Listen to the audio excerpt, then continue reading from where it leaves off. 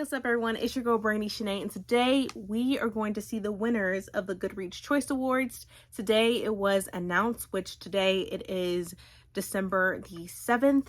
So fingers crossed. I really hope and pray they didn't mess this up, but it's Goodreads, y'all. So they be tripping and they be on some stuff. So anyhow, let's see. I've been trying to stay away from spoilers the whole day. I just want to be surprised and, have my little rants or what have you. And we'll go from there. So let's see who the winners are here. So the first category, we're going to start with Best Fiction. And I'm really happy for this one right now because Yellowface has won for Best Fiction. I really hope that she did. Like R.F. Kuang, I love her work. I had a feeling that she was going to win in this particular category because I feel like out of all of the books that we could have, that people voted for, I think Yellowface was the top one as for fiction. And like I said, I just love R.F. Kuang. I know people weren't a big fan of Yellowface particularly because this is not a fantasy that we usually see from R.F. Kuang, like Babel, the Poppy Wars, all that stuff. But Yellowface did surprise us all. It did surprise me. I'm just excited to read more work by R.F. Kuang, and I'm glad that she had won. I really wonder who came in second. That would really be, interesting on who came in second for this one. So let's see. The second one was Hello Beautiful. That's the one by Anne Napolitano. That came in second with 60,171 votes. R.F. Kuang got 200,722 votes. And then the third, what came in third was The Wishing Game by Meg Schaefer, which had 57,702 votes. So I'm just happy. I mean, that was a shoo-in win. So I'm really happy for R.F. Kuang. Congratulations. And I'm just really, really happy that Yellowface won in this category. So let's move on to historical fiction, shall we? And let's see what comes up. Okay, so this one I'm not really feeling. I don't really, it is what it is. People voted for it, but I didn't see it as the best historical fiction of 2023. But the winner is Wayward by Amelia Hart. I haven't read the book. I know other people in the booktube community and book talk have read it. But just in this category, I thought that other books would be I don't know. I thought the number one would have been something else, like The House of Eve by Sneakwa Johnson. I know that was a lot of anticipated read for some of us. I recently for this category I had voted for Let Us Descend by Jasmine Ward, but that didn't make it to the second round. But I'm really surprised with this one. So with Wayward by Amelia Hart, the votes was 62,211, and then The Covenant of Water came in second with 46,591 votes. And then in third came Lady Tan's Circle of Women by Lisa C. With 35,411 votes. So yeah, I was a little I'm not sure about this one. I don't know if I necessarily agree, but it is what it is. People had voted for it. So congratulations to Amelia Hart. But I was just not expecting this one to be the best historical of 2023. But let's move on to mystery thriller. They better not mess with me. Goodreads, don't mess with me. Let's see the best mystery and thriller of 2023 is, according to Goodreads. What? Okay, I disagree with this one completely. So the best mystery and thriller of 2023 was The Housemaid's Secret by Freda McFadden with 86,468 votes. I did not expect this one to be the winner. I honestly thought that Lisa Jewell would be the one, or Riley Sager, which Lisa Jewell did come in second place with 73,187 votes. And then Riley Sager, with the only one left, came with 63,021 votes. But out of all of them, I was really hoping for S.A. Cosby, All the Sinners Bleed. And I loved S.A. Cosby. And you know what? I don't think a lot, and with the votes, it only got 20,704 votes. So I feel like a lot of people just did not read that book in particular. People were pretty much anticipating for Frida McFadden's book, I guess, but I didn't think that would be a shoe-in win, but apparently it is. But it's not that much. I think Lisa Joel, if some more people have voted, I think that would have been number one, and then The Housemaid's Secret by Frida McFadden would have came in second. But yeah, I don't agree with the best mystery thriller. But I don't read Frida McFadden. I know a lot of people do.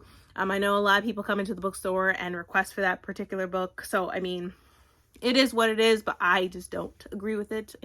But it says the votes here, and like I said, it won with 86,468 votes. So let's move on to romance, which I didn't vote in this category, but I already told you who I thought would be a shoe-in win for this one, because a lot of people love her and love her writing. I honestly think it's Emily Henry, to be quite honest with you, because even in the bookstore, people are requesting for this book and was wanting it. I know one of my coworkers is a huge fan of Emily Henry. So let's just see. Let's just see, because there were at least 3 books that I felt like were in the top 3. So let's find out together what that book is, and I'm already predicting it, and I was right. Oh man. Okay. Yep. So Emily Henry won for best romance of 2023. Happy Place. Interesting, but then again, like I said, it was sort of obvious because there's only 3 that I knew of that was very popular this year. And then it won with 157,687 votes. And then what came after it was Allie Hazel, which I thought was going to be contender in this category, with 96,439 votes. The third, I thought honestly that The Final Offer possibly would have been in the third place, but Final Offer only by Lauren Asher only received 37,873 votes. What came in third place was by Abby Jimenez, Yours Truly, with 57,086 votes. So yeah, but yeah, I feel like Happy Place, and I feel like Love Theoretically and Final Offer, I thought those were possibly going to be in the top 3, but I was wrong. But I was right about Emily Henry, though. I was right about that. It is what it is. I haven't read any books by Emily Henry. I haven't read any books by Allie Hazelwood. I know there is one book in particular next year I'm thinking of reading by Allie Hazelwood, and I think it's called Bride. But yeah, I was already having issues with the romance category anyway. So let's move on to romantasy. And I feel like we all have a prediction for this one, and I think we all know that Fourth Wing is probably going to take over this.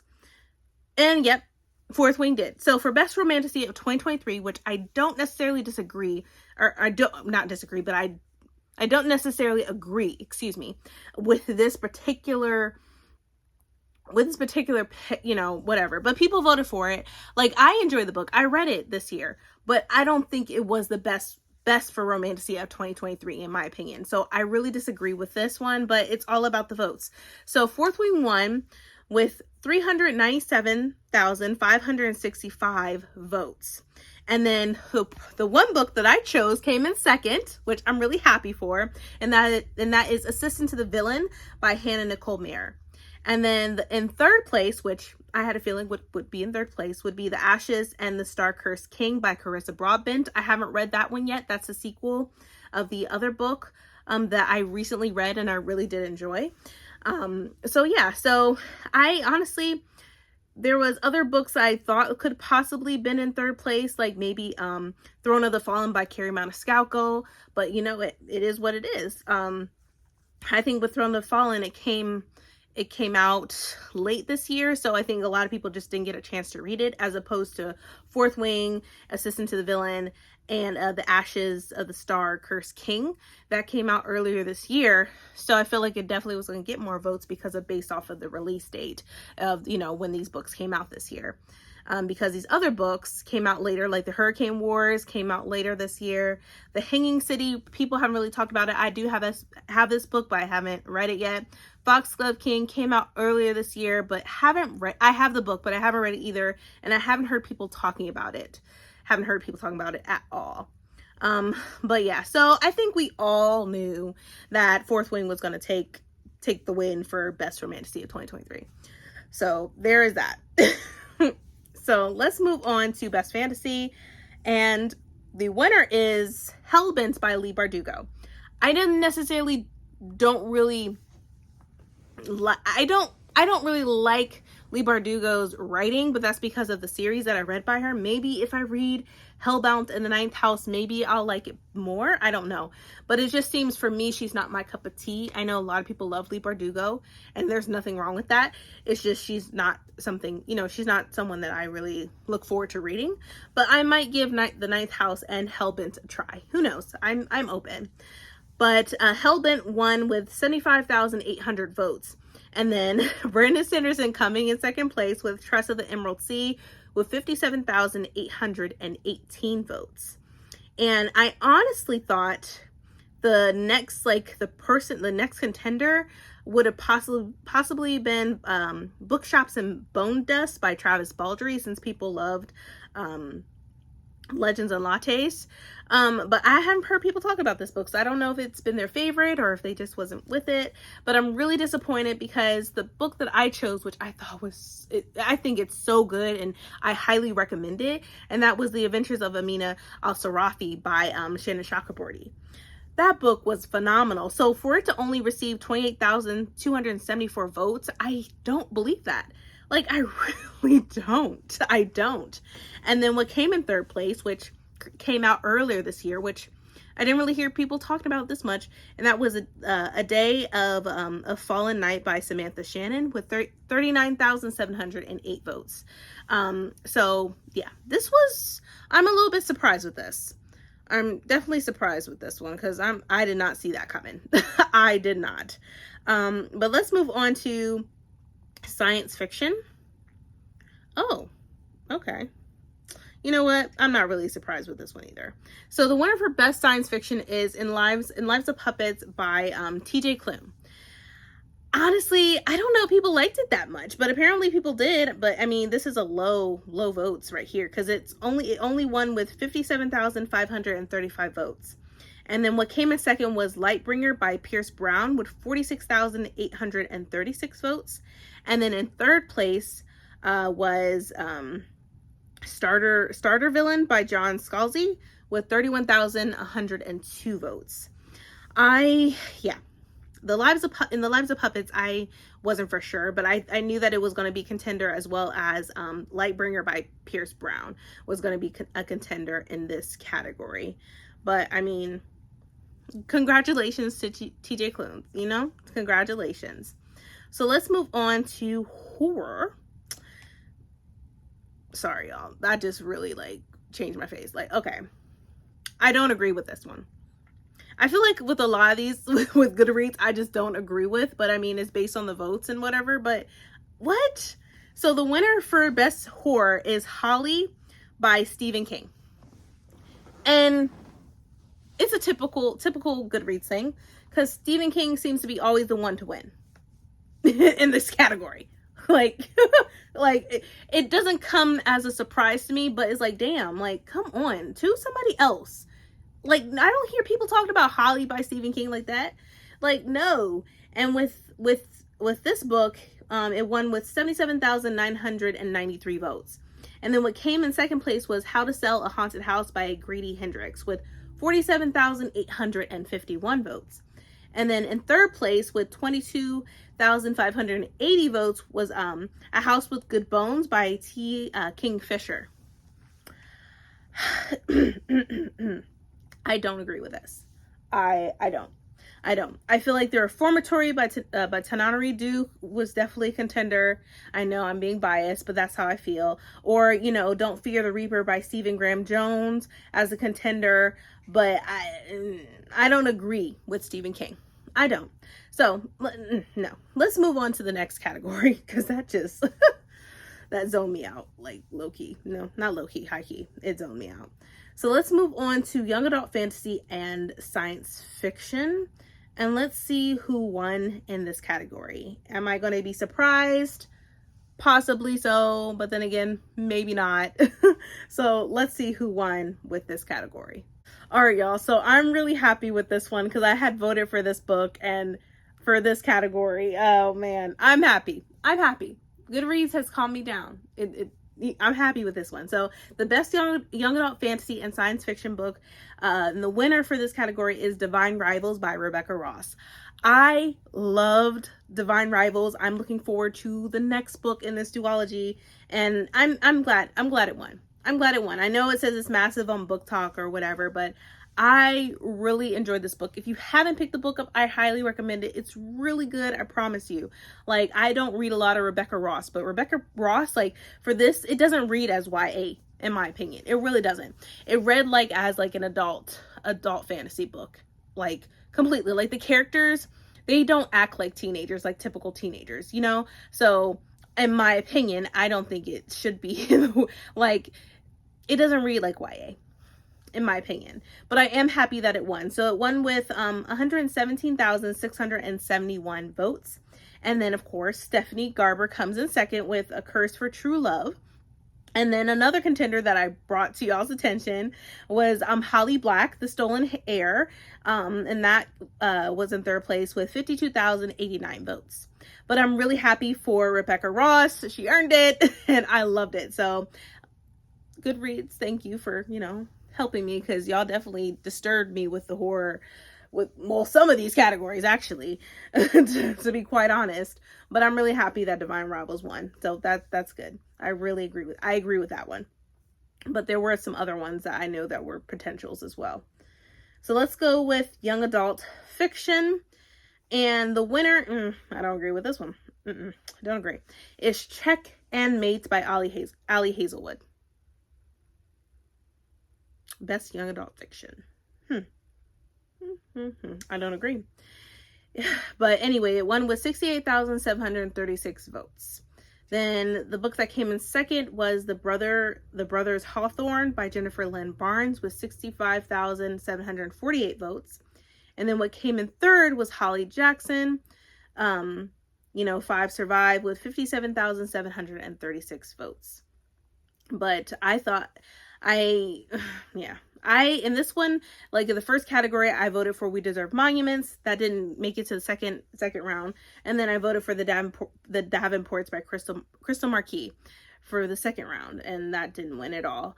With the Davenports, there was only 15,401 votes, and then with We Deserve Monuments only had 5,943 votes. Yeah. I'm really not surprised. I'm not. I haven't, like I said, I haven't read any Ali Hazelwood. Maybe next year with her new release, because it may be something that I'm more interested in reading. But yeah, I don't know about this. Like, I don't know about this. Like, and to be honest with you, like, it should be this in a romance type of category. I don't think it should be best young adult fiction, in my opinion, but it is what it is. It's a romance book. Like, I don't think it should be in this category. But that's just me, y'all. Y'all might disagree with me, but I'm just being honest. I don't think it shouldn't be in this category. But let's move on to debut novels.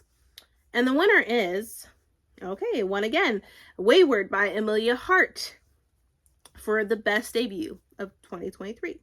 I don't agree. It won with 45,420 votes. And then what came in second was Inkblood Sister Scribe by Anna Turtz with 32,924 votes. And then what came in third place was Pineapple Street by Jenny Jackson with 29,199 votes. I don't agree. Like, I don't agree. Like, you won with best fiction, like, I mean, or best historical, right? Like, a best historical. I don't think debut novel of 2023. No, I don't agree with that, but it is what it is. Let's go ahead and move on. Let's move on. So best nonfiction, which I haven't read, but I heard a lot of people talk about it. I know Bree had mentioned it about this book too. And so I might actually pick this book up. So I'm happy that this book won. I heard great things about it. So the winner is Poverty by America, and this is by Matthew Desmond, and it won with 25,910 votes. And then what came in second was, let me see. But's A Backstory by Heather Rack, and that came in second with 25,413 votes. And then what came in third was The Art Thief, A True Story of Love, Crime, and Obsession, and A Dangerous Obsession by Michael Fickle with 24,429 votes. So yeah. Interesting. Interesting. I honestly thought, like, I know a lot of people enjoy David Goggins' Never Finished. That's a book that we can never keep on the shelf at work. So I thought that was going to be contender, but it wasn't. It only got 2,848 votes. But yeah, that's okay. But even in fourth place, we have 8 Rules of Love by Jay Shetty with 18,122 votes. But I'm really happy that Matthew Desmond won this. He deserves it. And I've heard great things about this book, so I do plan on picking this book up next year. So that was the book for Best Nonfiction of 2023. Now let's move on. We have 3 more categories, y'all, so stay with me. So memoir and autobiography. Not surprised with this one. What? Okay. Sorry. I just saw this and I'm like, what? All right. So I'm not surprised with this. Is the one thing that I'm really surprised with is the book that came in second place, which I'm really like baffled. And I'm like, what the fuck? But anyway, so the winner for Best Memoir and Autobiography is The Woman in Me by Britney Spears. You know, I saw that coming. It recently came out. It was the rave. You know, a lot of people I grew up, I necessarily didn't listen to Britney Spears all like that. I was into Spice Girls and all that, but I know a lot of people were really anticipating this book by Britney Spears. So I'm not hating on her. Congratulations to Britney Spears. So this book won, Britney Spears book won with 132,867 votes. And like I said, the thing that pissed me off the most in this category is the book that came in second, which was Spare by Prince Harry with 71,461 votes. I don't agree. Like I don't agree with this. No. So many people that I know did not like this book. They literally returned the book because they heard some bad things about it. And it was just so out of touch. It was just, it read terribly. Like, just reading it was just like, oh. You just want to hit yourself with the book. Because it was just like, like, it had no substance. Nothing. And it's like the stuff that he revealed is stuff we already knew. So it's just like, no. And that was the first book. And I only feel like it possibly came in second place was because of when it was released. But then again, Britney Spears' book came out like what, last month, 2 months ago or whatever. So I don't know, but Prince Harry should not be in second place. I'm sorry. I gotta say it. I'm gonna say it. You may disagree with me, but no. But Britney Spears, congratulations. Like I said, The Woman in Me won with 132,867 votes. And then what came in third place was Page Boy, a memoir by Elliot Page with 44,624 votes. So let's go to the next category of history and biography. And you know what? I wasn't surprised with this winner. So the winner for the best history and biography is The Wager, A Tale of Shipwreck, Mutiny, and Murder. And this is by David Grann. I've been hearing nothing but great things about this book. So I'm not going to hate on him. Like, I really can't. Like, it won with 40,132 votes. And then what came in second place is The Untold Story of America's first women astronauts with 24,315 votes. And then what came in third place is Killing the Witches, The Horror of Salem, Massachusetts by Bill O'Reilly with 22,698 votes. So I figured The Wager was going to win. It's been very popular. It also was a winner, one of the top books or whatever of Barnes & Noble that I know of on the list or whatever. So, it was a contender. It was a heavy contender. People enjoyed it and people loved it. So congratulations to David Grann. So let's move on to this last and final category, which I did not vote for. And this is going to be for humor. And best humor for this winner is Being Henry, the Fonts and Beyond, by Henry Winkler, with 36,770 votes. And then what came in second place, which I'm happy for, that is Leslie Effin Jones by Leslie Jones, my memoir, with 27,791 votes. So that was pretty good. Like I said, I didn't vote in this particular category because I haven't read any humor at all this year. But yeah. But overall, some things just did not surprise me. Some things did. I mean, this is typical Goodreads stuff. I mean, Goodreads does this type of stuff every single year. Like, for Stephen King to win, it seems like he's always a shoo-in in a category to win. Like, that's it. Like, anything with horror, it's always Stephen King. Stephen King this, Stephen King that. There's literally like a top 3 or 4 authors that usually become winners in certain categories. But yeah. So for fiction, we have Yellowface by R.F. Kuang. For historical fiction, we have Wayward by Amelia Hart. We have The Housemaid's Secret by Frida McFadden. For romance, we have Happy Place by Emily Henry.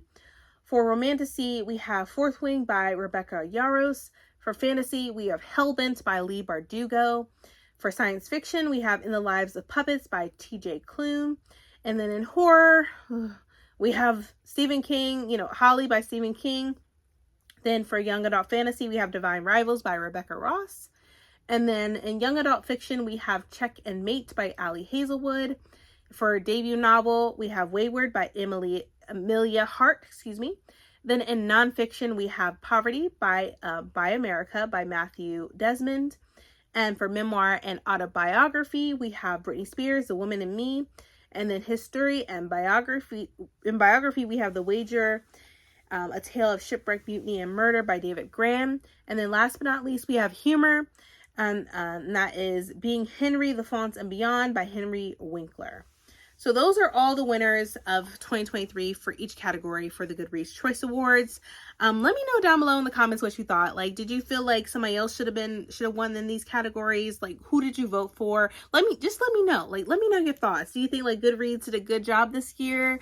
Like, I would love to hear your thoughts and y'all's opinions about it. Because, like I said, some of these is just typical Goodreads stuff that they do every single year. And some of it's not surprising. And some of it is like, yeah, this is some Goodreads type of shit. But that is it, y'all. We came to the final round and the winners of the Goodreads Choice Awards of 2023.